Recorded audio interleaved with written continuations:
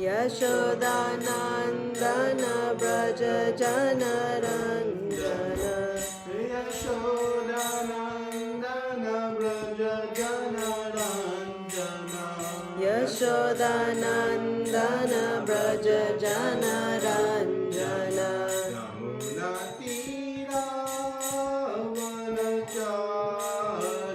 Yamuna Tira Vanachari Yamuna Tira Vanachari Yamuna Tira Vanachari Raya Radha Madhava Kunja Bihari Jaya Radha Madhava Kunja Bihari Raya Radha Madhava Kunja Bihari Jaya Radha Madhava Kunja Bihari Hare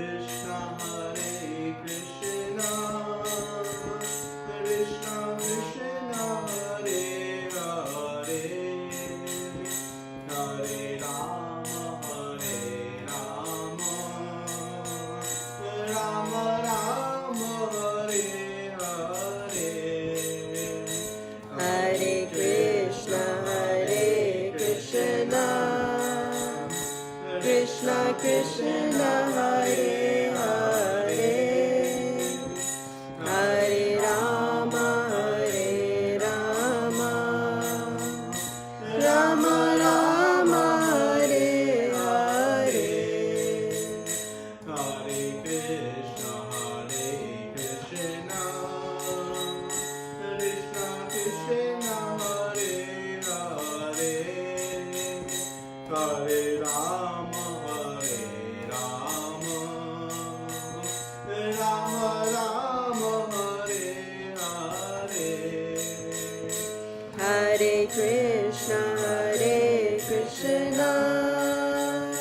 Krishna Krishna Hare Hare Hare Rama Rama Rama Hare Hare Hare Krishna Krishna Krishna Hare Hare Hare Rama Rama Rama Hare Hare Hare Krishna Krishna Krishna Hare Hare Hare Rama Rama Rama Hare Hare Hare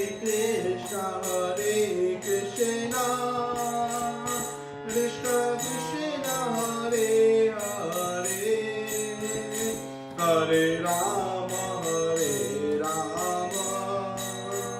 Rama Rama Hare Hare Hare Krishna Krishna Krishna Hare Hare Hare Rama Rama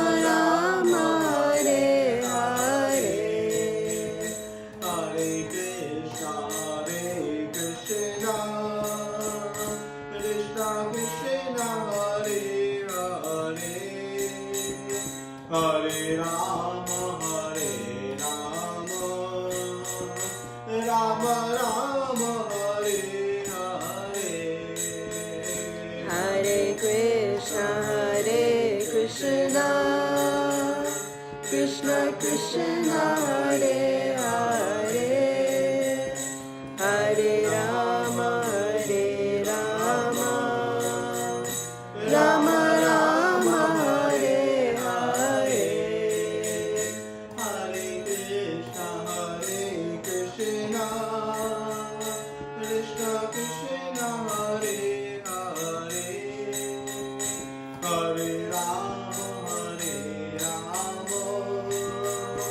Rama Rama, Hare Hare. Hare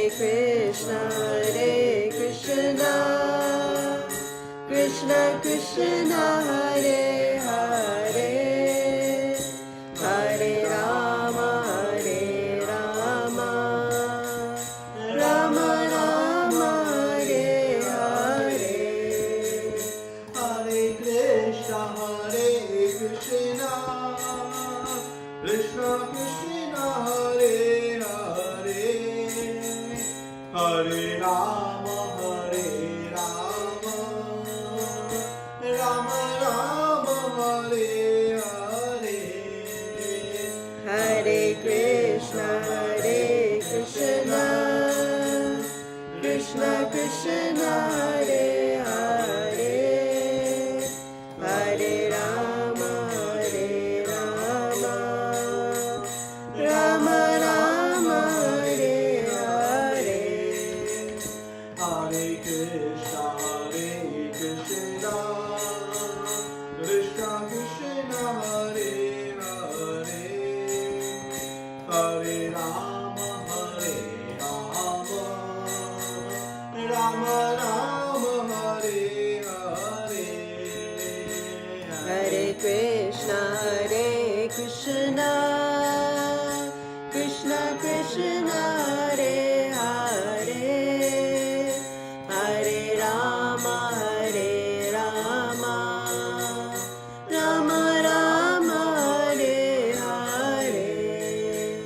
Hare Krishna, Krishna Krishna, Hare Hare, Hare Rama, Rama Rama, Hare Hare. Hare Krishna, Krishna Krishna, Hare Hare, Hare Rama,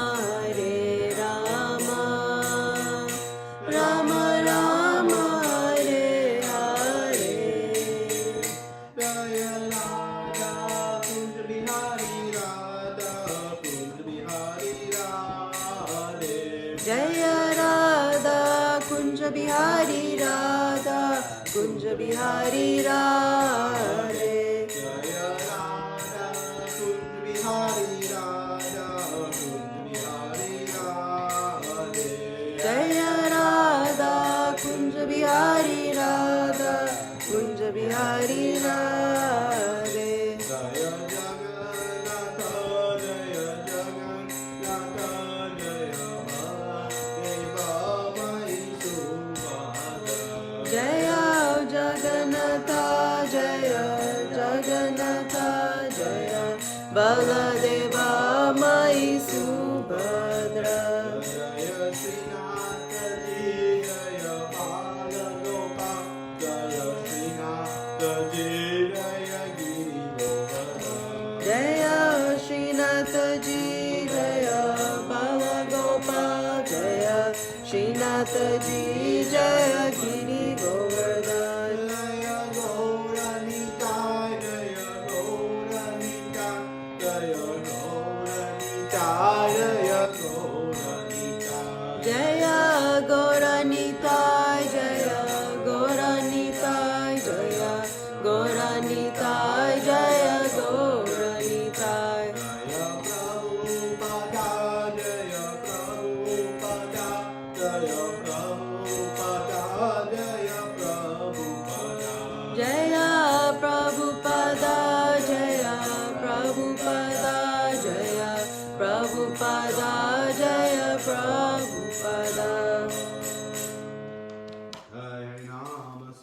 Sankirtana ki Jai. Krishna Prabhupada ki Jai. Sanatana Koti Vaishnavrinda. Om Namo Bhagavate Vasudevaya. Om Namo Bhagavate Vasudevaya. Om Namo Bhagavate Vasudevaya. Om Namo Bhagavate Vasudevaya. Om Namo Bhagavate Vasudevaya. Om Namo Bhagavate Vasudevaya. Om Jnana Timirandasya Jnananjana Shalakaya Chakshurumilitam Yena Tasmai Shri Gurave Namah. Shri Chaitanya Manobishtam Stapitam Yena Bhutale Swayam Rupa Kadamayam Dadati Swapadantikam. Vandeyam Shri Guru Shri Yukta Padakamalam Shri Guru Vaishnavamscha Shri Rupam Sagrajatam Sahagana Raghunatam Vitam Tam Sajivam Sadvaitam Savadutam Parijana Saitam Krishna Chaitanya Devam Shri Radha Krishna Padam Sahagana Lalita Shri Vishakam Vitamscha. Hey Krishna Karuna Sindhu Dinabandhu Jagatpate Gopesha Gopika Kanta Radha Kanta Namostute Tapta Kanchana Gaurangi Radhe Vrindavaneshwari Vrishabhanustute Devi Pranamami Hari Priye Vanchakalpatarubhyascha Kripa Sindhubhaivacha Patitanam Pavanebhyo Vaishnavebhyo Namo Namaha. Namo Vishnu Padaya Krishna Prastaya Bhutale Srimate Bhaktivedanta Swami Iti Namine. Namaste Saraswati Deve Gauravani Pracharine Nirvishesha Shunyavadi Pashyata Deshatarine. Jai Shri Krishna Chaitanya Prabhu Nityananda Shri Advaita Gadadara Shivasadi Gaura Bhakta Vrinda. Hare Krishna Krishna Krishna Hare Hare Hare Rama Rama Rama Hare Hare.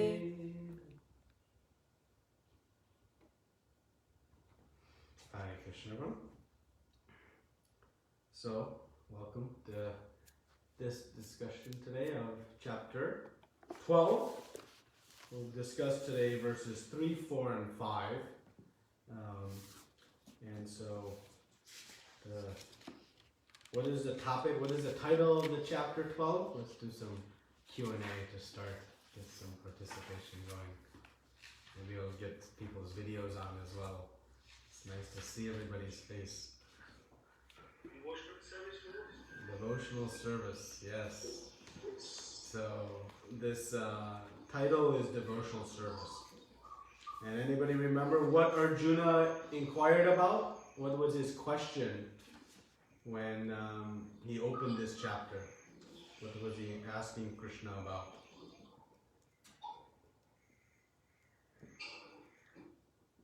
It was a long ways ago, huh? So what was Arjuna asking when he opened this chapter?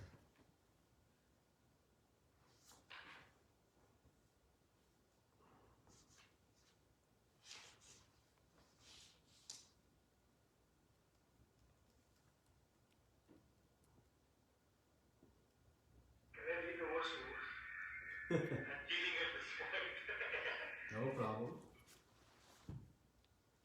Whatever it is. Arjuna inquired, which are considered to be more perfect? Those who are always properly engaged in their devotional service, or those who worship the impersonal Brahman, the unmanifested? Yes. So Arjuna's question is, which path are you recommending? The personal worship in bhakti, or the impersonal path. So Arjuna has just seen the universal form, which in ways is an impersonal feature because it's so gigantic and grand, so many heads and arms and legs, it's hard to focus anywhere. It's so gigantic. So in that way it has that experience. So Arjuna was clearly very attracted to the personal form of the Lord in his two-handed form. And so Arjuna, for our benefit, is now asking Krishna to confirm that which he already knows, but to confirm for all of us which is the best form of worship. And we spent a lot of time yesterday discussing about this impersonal worship quite a bit. And we saw Chaitanya Mahaprabhu's discussion and how he was fearful of associating with the impersonalists. And he said that one should be very careful because everything can be spoiled. This Mayavadi Bhashya, Shunile, hearing this, can lead to this Sarvanasha, everything being destroyed. So Krishna said in the second verse, the Supreme Personality of Godhead said, those who fix their minds on my personal form and are always engaged in worshiping me with great transcendental faith are considered by me to be most perfect. So here he doesn't leave any room for ambiguity. Krishna himself, the Supreme Personality of Godhead, Sri Bhagavanu Vacha, he says, those who fix their minds on my personal form. Right? So here he's leaving no doubt for us as to which is the preferred and beneficial practice. So what's the natural question that comes next? Krishna says one is better than the other. Then what do we want to know? How do we do it? Okay, how do we do it? What else? Another question comes. Why? Why? Right? Why is one better than the other? Right?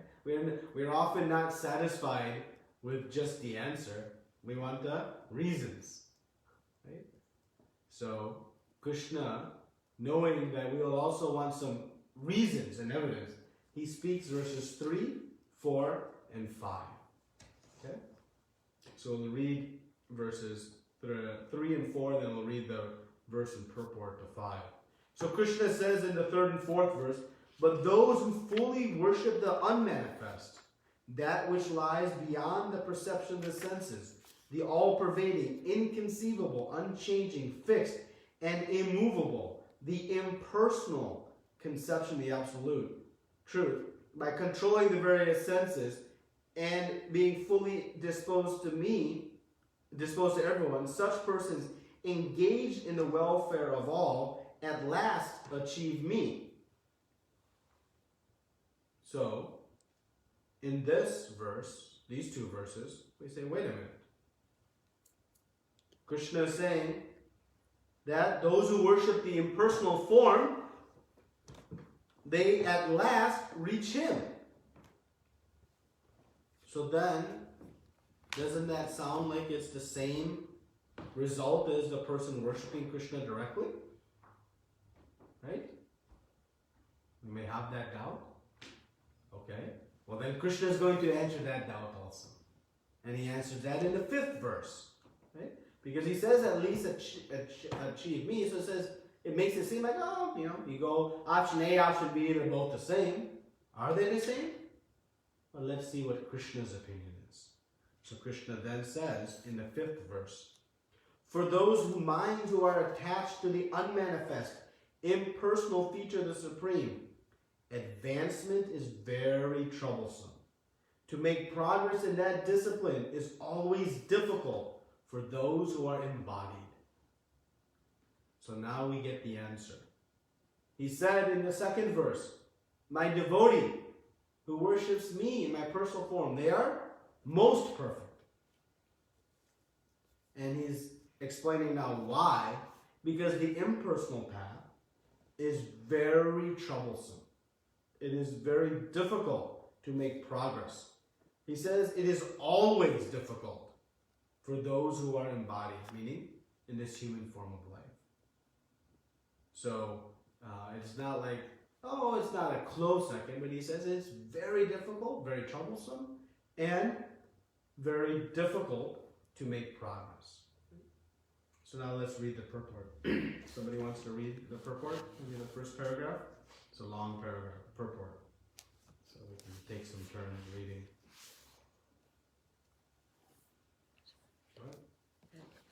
The group of transcendentalists who follow the path of the inconceivable, unmanifested, impersonal feature of the Supreme Lord are called Jnani Yogis. The persons who are in full Krishna consciousness, engaged in devotional service to the Lord, are called Bhakti Yogis. Now, here the difference between Jnana Yoga and Bhakti Yoga is definitely expressed. The process of Jnana Yoga, although ultimately bringing one to the same goal, is very troublesome, whereas the path of Bhakti Yoga, the process of being in direct service to the Supreme Personality of Godhead, is easier and is natural for the embodied soul. The individual soul is embodied since time immemorial.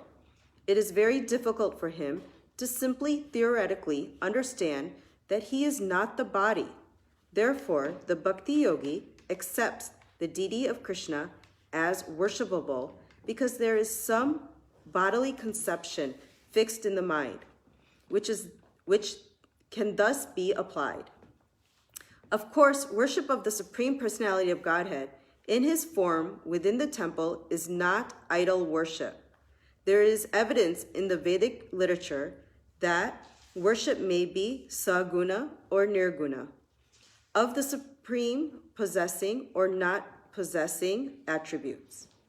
Worship of the deity in the temple is saguna worship, for the Lord is represented by material qualities. But the form of the Lord, though represented by material qualities such as stone, wood, or oil paint, is not actually material.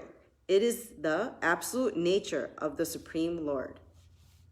Or that is the absolute nature of the Supreme Lord. Someone else want to read the paragraph? Example may be given here. We may find some mailboxes on the street, and if we post our letters in those boxes, they will naturally go to their destination without difficulty. But any old box or an imitation which we may find somewhere, but which is not authorized by the post office, will not do the work. Similarly, God has an authorized representation in the deity form, which is called Archa Vigraha. The Archa Vigraha is an incarnation of the Supreme Lord. God will accept service through that form. The Lord is omnipotent or powerful. Therefore, by his incarnation as Archa Vigraha, he can accept the services of the devotee, just to make it convenient for the man in conditioned life. Okay. Somebody want to read the next paragraph?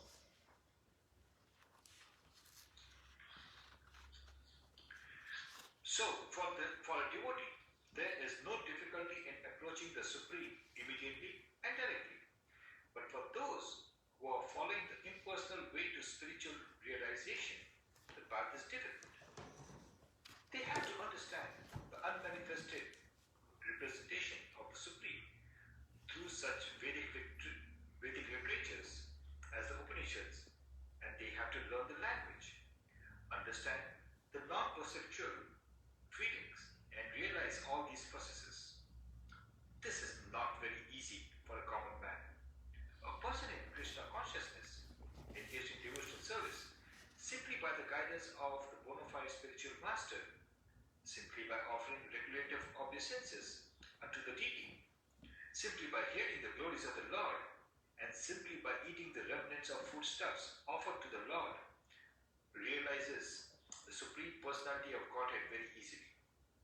There is no doubt that the impersonalists are unnecessarily taking a troublesome path with the risk of not realizing the absolute truth at the ultimate end.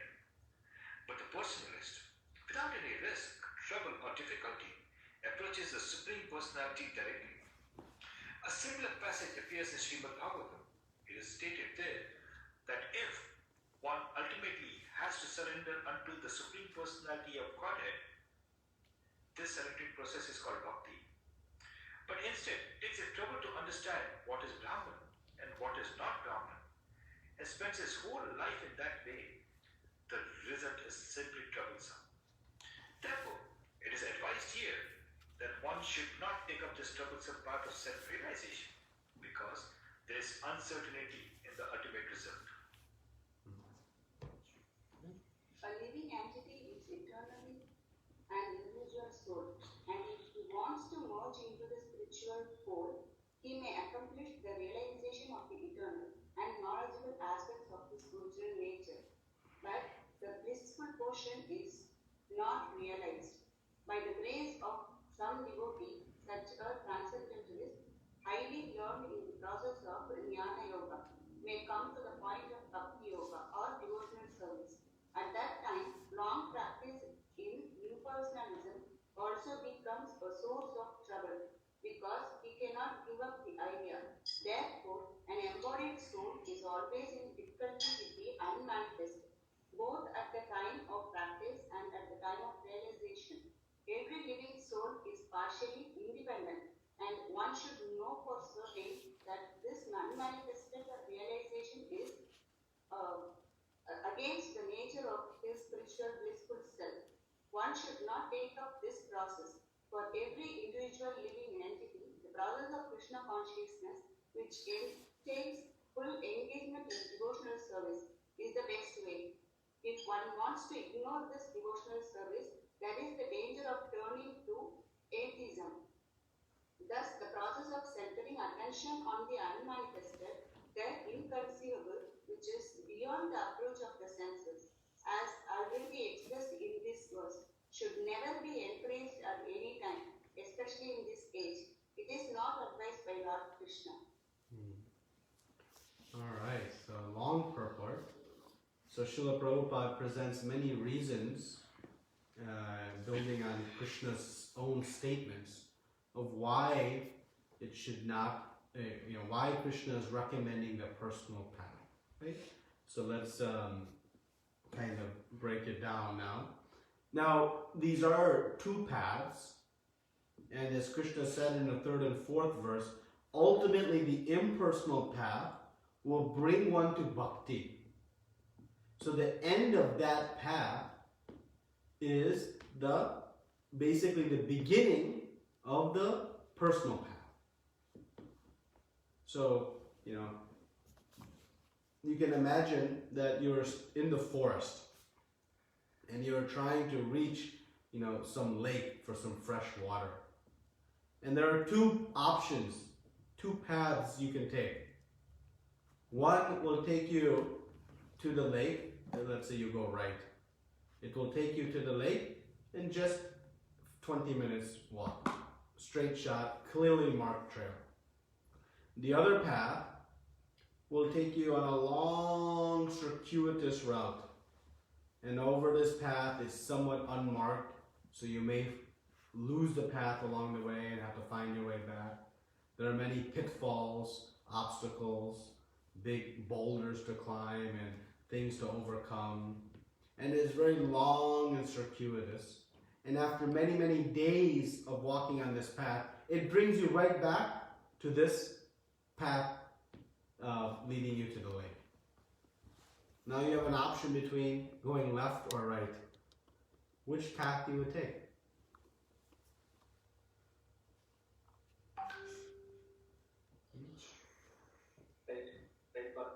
The straight path. Right? The long path brings you right back to this path anyways. Right? So the impersonal path brings one ultimately to devotion. But what is the danger of that path is now being explained here. So one, it is a very long path. It can take many, many, many lifetimes. Whereas Krishna is saying and he's going to say very clearly in the next verse that one should take the devotional service. Actually, the next few verses, 6, 7, and 8. He's like, just do bhakti. The path is right here in front of you. So anyone with any intelligence, if they have a couple of options, they'll see which is the better option, which is easier, which is going to give me more pleasure, which is more certain, which is safer, right? Like that, then we make our decision. So Krishna is explaining this. So now let's understand why of all of this, right? So Krishna said advancement on this impersonal path is very troublesome, and it is very difficult for the embodied. Embodied means one who has a material body, like all of us. Right? So how does this body make it difficult? Well, the impersonal path, one meditates on the spirit, on the Brahmajyotir, on the effulgence, light, right? No form. So, but because the body, we have so much experience with the body, we have it very difficult to imagine something that has no form, right? It's very difficult. Just to meditate on light, it's very, very difficult. But if we say meditate on Krishna's beautiful form, his black curly hair, his chubby cheeks, his beautiful shark-shaped earrings, his golden dhoti, beautiful jewels and garlands bedecking his body, a peacock feather in his hair. Like this, we say to meditate, oh, okay, there's some ability. Even that is still somewhat hard.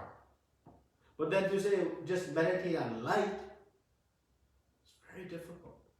So the form of the Lord is much more easier for us to meditate. Now, in this, so that's one reason. The impersonal path, the process. In the impersonal process, one has to control the senses, as we said in the 4th verse, by controlling the various senses.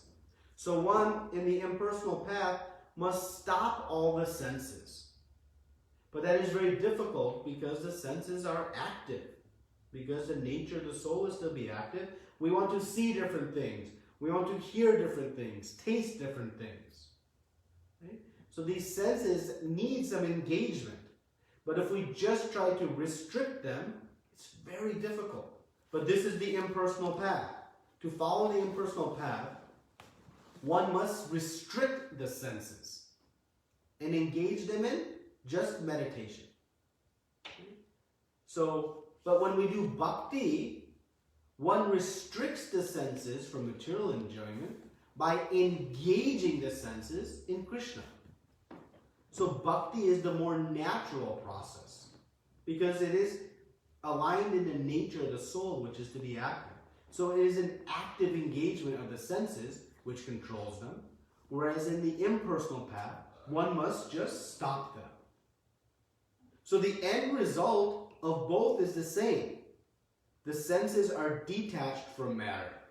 In bhakti, the senses no longer see material things, hear material things, taste material things, because they are always seeing and hearing and tasting things related to Krishna. So it is detached from matter. But in the impersonal path, one must just restrict all those seeing and hearing and tasting and touching and smelling, but there is no positive engagement. So now, which one is easier?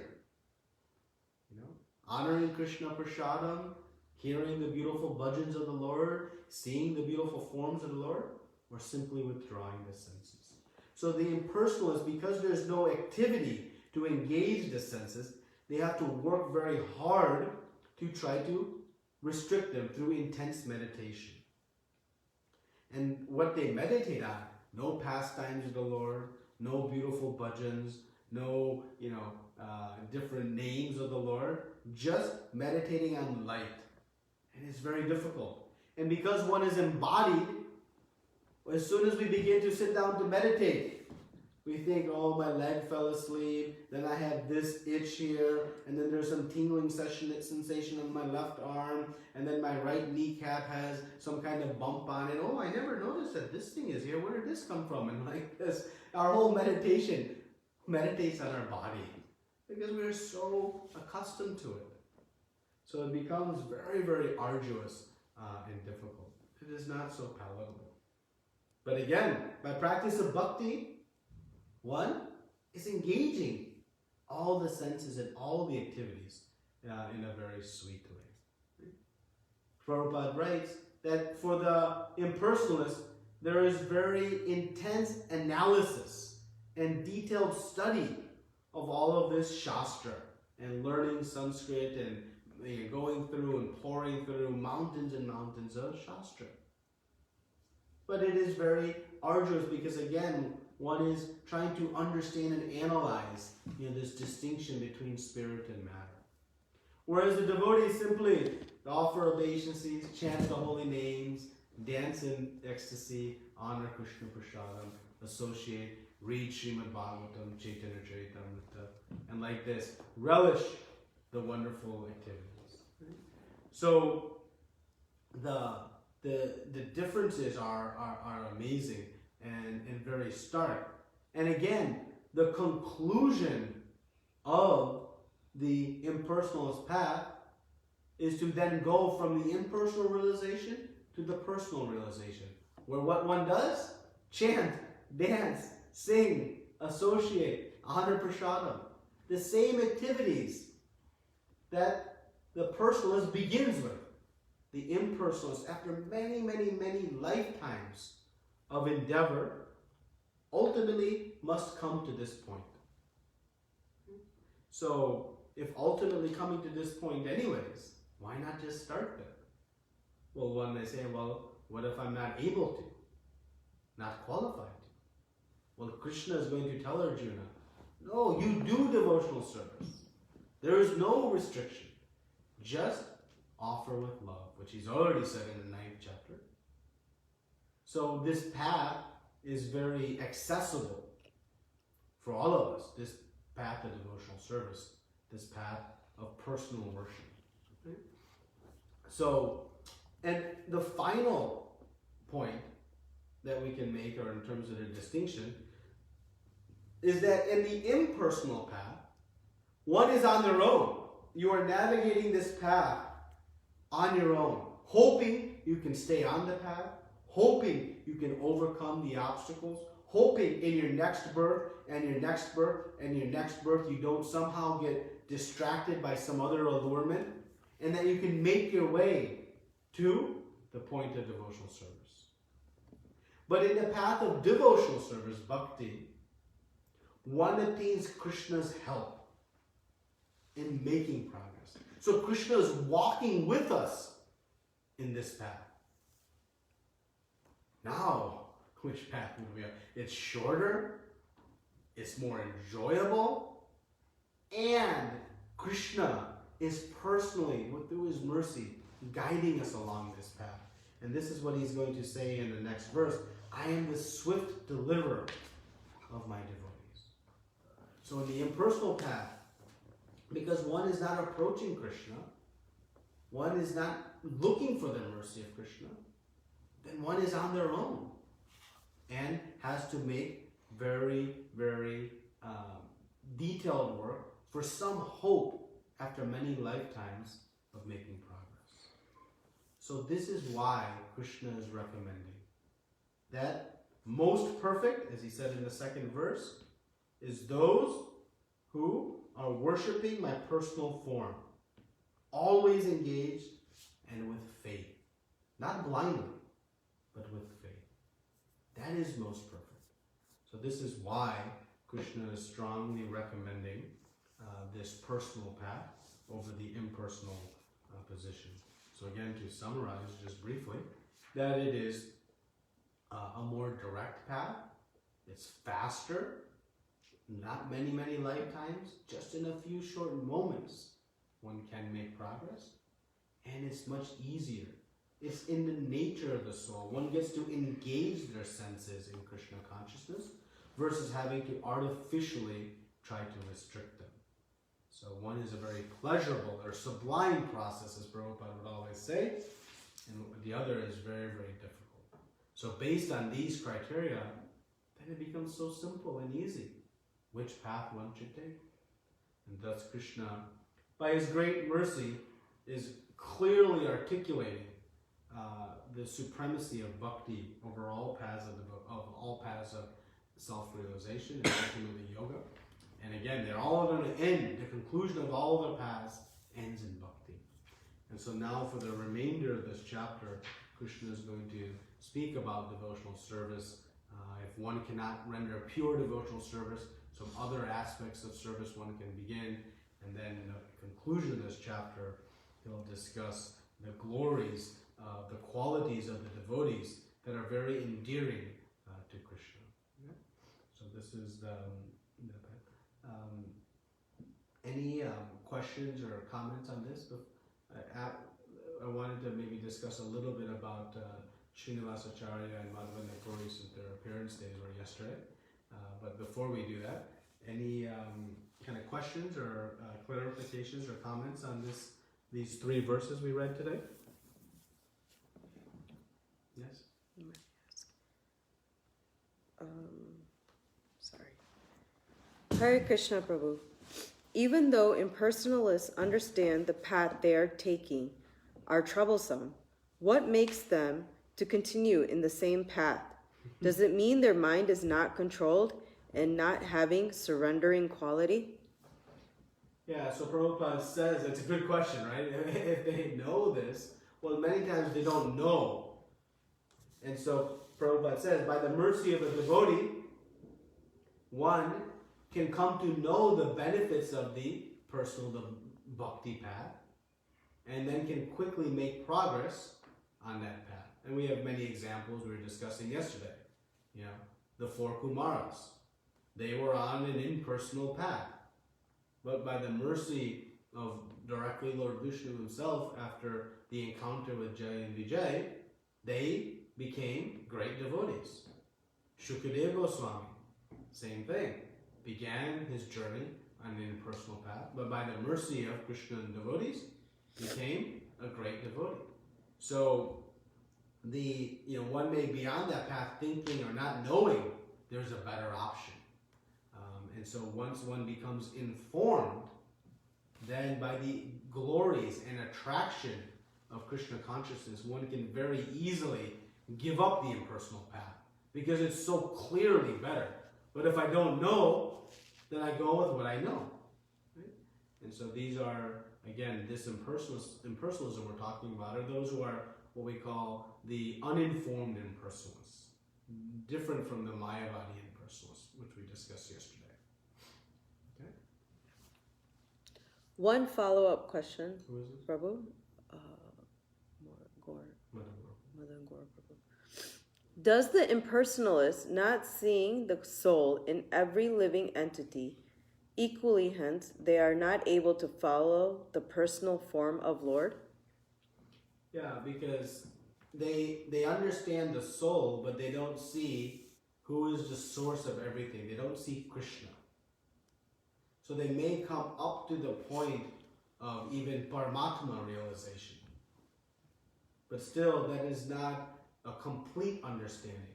So one can appreciate the Sat and Chit potencies of the spirit soul.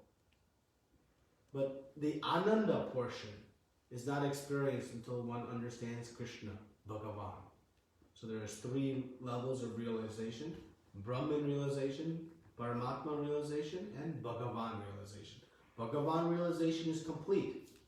And in that one experiences the Sat, Chit, and Ananda. So the impersonalists, they may observe the spirit soul and see the equality of all. And that is one of the aspects of the process by being equally disposed to everyone. One appreciates, but one doesn't understand what is the constitution of that soul. Because that soul only has one Sanatan Dharma, one eternal occupation, and that's to serve Krishna. But wait, who is Krishna? I only know Brahman. They don't know that that effulgence is coming from the body of Krishna. So that which the impersonal is worshipping, it is coming from Krishna. Because the light, the effulgence, is emanating from the form of the body. And that's what Krishna establishes here in Bhagavad Gita. Okay? Any other comments or questions on this topic?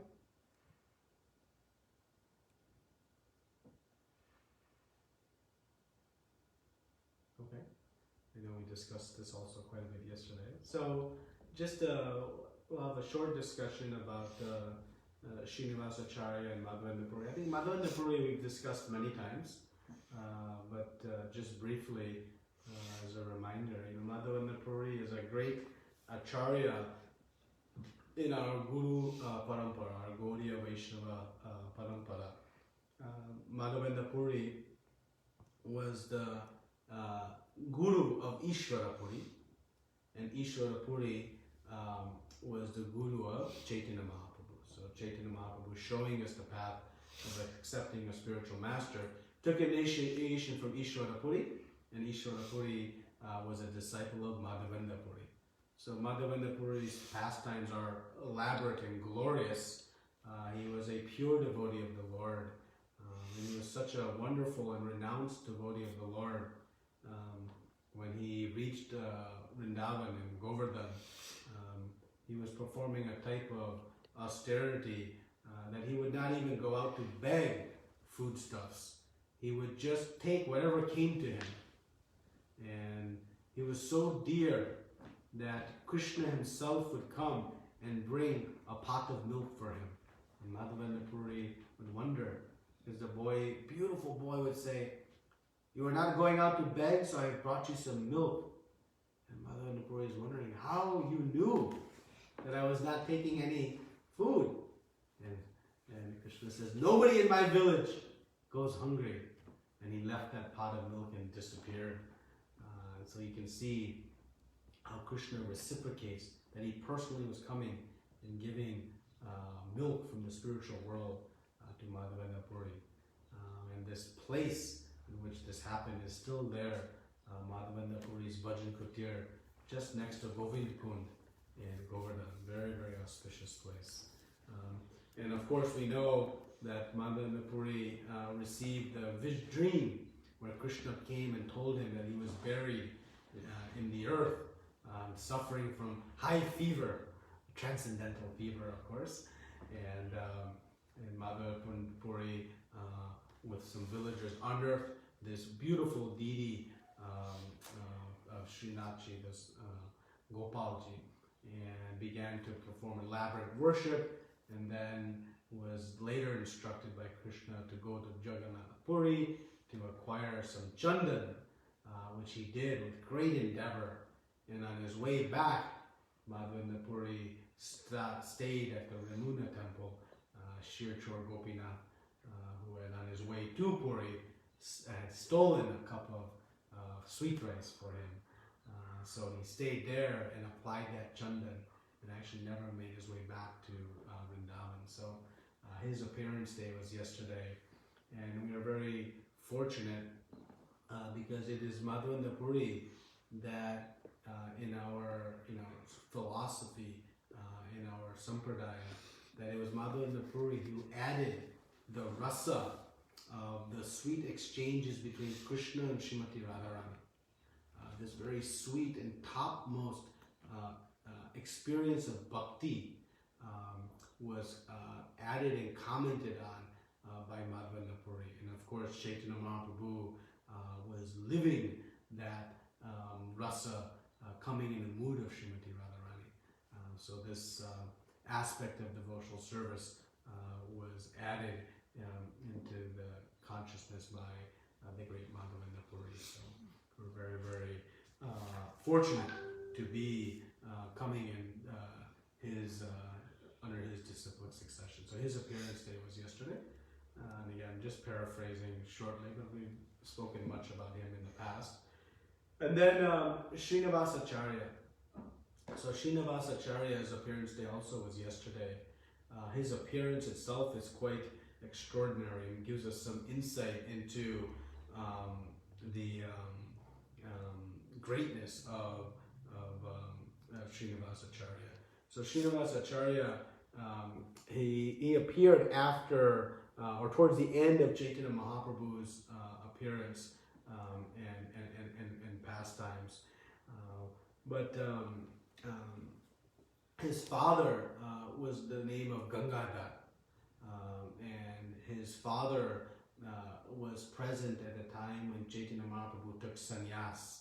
And it's commented that when Chaitanya Mahaprabhu was taking sannyas, he kept chanting "Ha Chaitanya, Ha Chaitanya, Chaitanya," in great remorse and also divine love. Was chanting this way, and so his nickname became Chaitanya Das, and that's actually the name he's more popularly known by. So Chaitanya Das once had a desire somehow, though he was very unattached in Grihastha life, he had a desire to have a son, and so his great wife Lakshmi Priya, she said, well, we should go to Jagannath Puri and discuss with Chaitanya Mahaprabhu if this is okay or not, get his counsel. So Chaitanya Das and his wife, they go to Jagannath Puri and they offer obeisances, and immediately Chaitanya Mahaprabhu knew why he had come, and he said, yes, you please, your desire is fulfilled. And everybody around was surprised and said, what desire? Nothing was even spoken yet. And then Chaitanya Mahaprabhu explains that Chaitanya Das would like to have a son, and soon they will have a son, and his name will be Srinivas. And this Srinivas will be the main personality who will distribute all the books that are written and will be written by Rupa and Sanatana Goswami. I have instructed them on the science of devotional service. They are writing many, many books, and it is Srinivasacharya, along with Narottam Das Thakur and Shyamananda Pandit, who will distribute these books for the first time far and wide. So this great Srinivasacharya will be coming soon and performing great service to me. And he goes on to say he is none different than me. So quite extraordinary characterization. So Srinivasacharya, being born in a very perfect Vaishnava family, certainly was brought up with wonderful and pure devotional qualities. And he took initiation from Gopal Bhatt Goswami, and that is who he took initiation from. And he took Shiksha from Jiva Goswami. So he learned all the intricacies of devotional service under the guidance of Jiva Goswami in Vrindavan. And there he studied, and it was Jiva Goswami who gave him the title Acharya. So his name was Srinivas, and Jiva Goswami added the name Acharya, and thus he became known as Srinivas Acharya. And Srinivas Acharya was known for many things, certainly his book distribution, but he was also known for his deep, spontaneous mood of bhakti, and particularly he would do his manasi seva, mental seva. And in his mind once, he was worshipping Lord Chaitanya Mahaprabhu so sweetly and so lovingly. And he was worshipping with a very, jeweled chamar, an offering chamar. And he had offered a very beautiful garland in his mind to Chaitanya Mahaprabhu. And it was made up of 5 beautiful, very fragrant flowers. And Chaitanya Mahaprabhu, being so pleased, took that garland and offered it back to Srinivas. Srinivasacharya was offering in his mind, and Chaitanya Mahaprabhu accepted that. By this time, Chaitanya Mahaprabhu already finished his manifest leelas, but he received this service and he garlanded back Srinivasacharya. And when Srinivasacharya felt the garland on him, and then he smelled these fragrant flowers, he awoke from his service and he was seated with this beautiful garland on him. So potent was his service, and it proves to us that there is no difference, even rendering service in our mind. Of course, one requires great purity to be able to render this type of service. There's also another pastime that he performed, this Manasi Seva.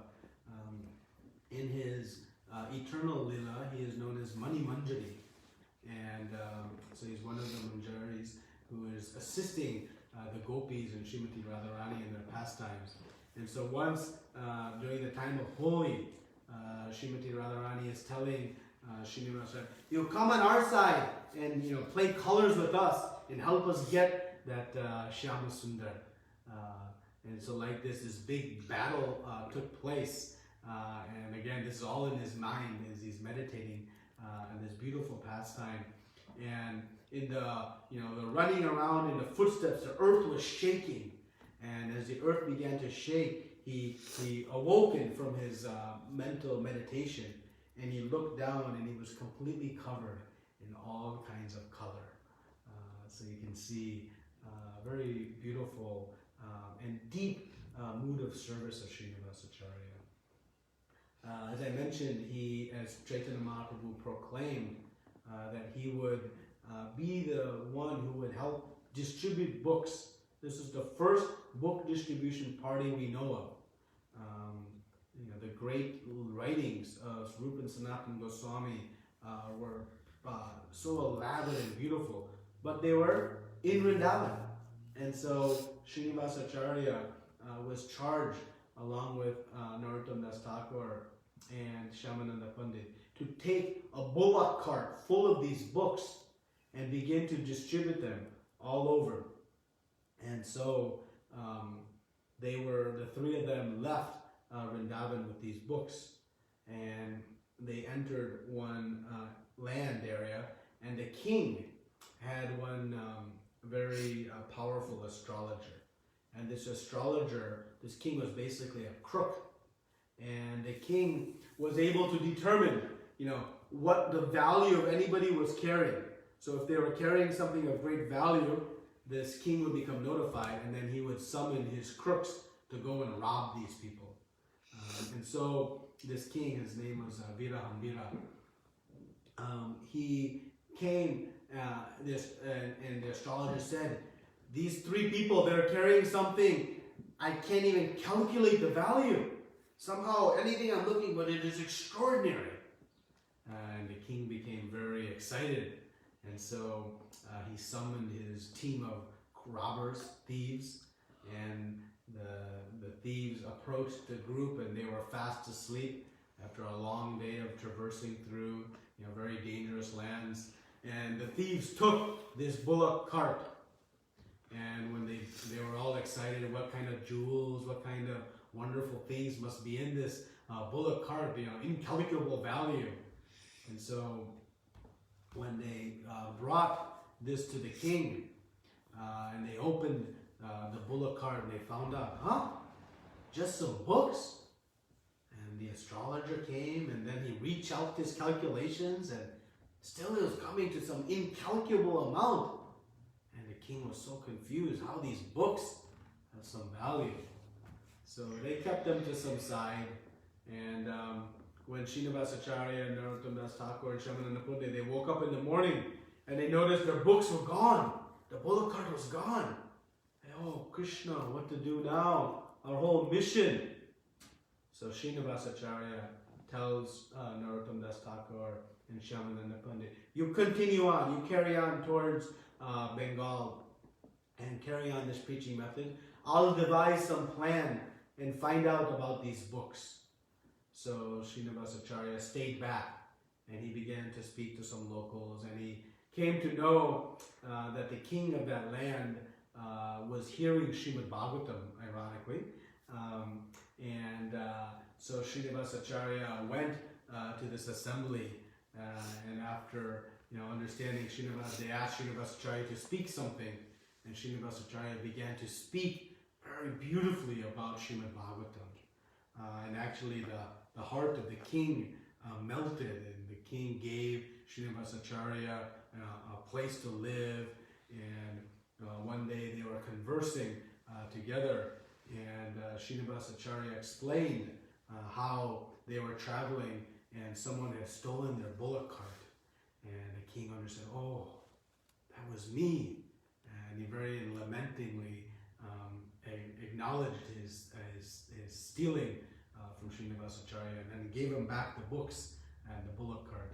And this way, Srinivasa Acharya carried on and recovered this invaluable treasure of the books of Rupa and Sanatana Goswami, and thus carried forward the mission that Chaitanya Mahaprabhu proclaimed even before he was born, when Chaitanya Das had gone to Chaitanya Mahaprabhu to express his desire. So this is the appearance day yesterday of the great Srinivasa Acharya, and we know he is very dear to Narottam Das Thakur. Narottam Das Thakur glorifies Srinivasa Acharya in his kirtan, Doyo Koros Shri Acharya Prabhu Srinivas.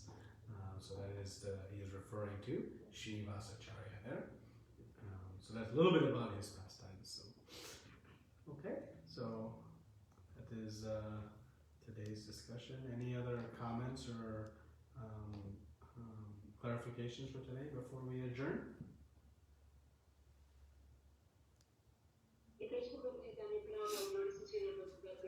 So beautiful, Prabhuji. We were really wanting to listen to the past life.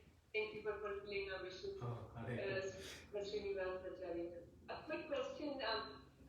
This king which you are mentioning, in which place? So I'm just trying to get my orientation right. So basically they were going from Vrindavan to Bengal, correct? Yeah. So it was in Vrindavan or? No, it was outside of Vrindavan. They had left Vrindavan. I don't remember the name of the region. Okay. But somewhere between Vrindavan and Bengal area, so kind of east of Vrindavan, in some land. And again, as we know, in that time there were many, smaller kings, bigger kings. So who it was, again, it was Vira Ambira, but where, I don't remember the actual location. Quick question. I know it's not related. If it's okay Yeah. for me to ask. Yeah. So we were discussing today. I'm a little bit confused about. So Srinivas Thakur. Whom did he take initiation? Did he take initiation from him? Because this was a question we were all thinking, but we don't. Yeah. Srinivas Thakur, I'm searching my memory bank and who he took initiation from. I'll have to get back to you. Yeah, I don't remember offhand. I know Advaita Acharya took from Madhavendra Puri. But I don't know, because he and Srinivas Thakur was quite elderly in age when Chaitanya Mahaprabhu arrived, so it would have been in that kind of earlier job. Certainly he was initiated, but by whom I'll have to recall. Sure. Yeah, it's Krishna's, I believe in Adi Lila comments on his who he took initiation. Oh. Yeah. Thank you, Prabhuji. Thank you for actually describing this kind of little confusing for us to understand these pastimes, but it's so nice that you have explained it. So very grateful to you. Thank you. Very much. Thank you for the opportunity. Okay. Anything else today? Okay. So thank you very much. Srila Prabhupada ki, Ananta Koti Vaishnavrinda ki, Hare Krishna.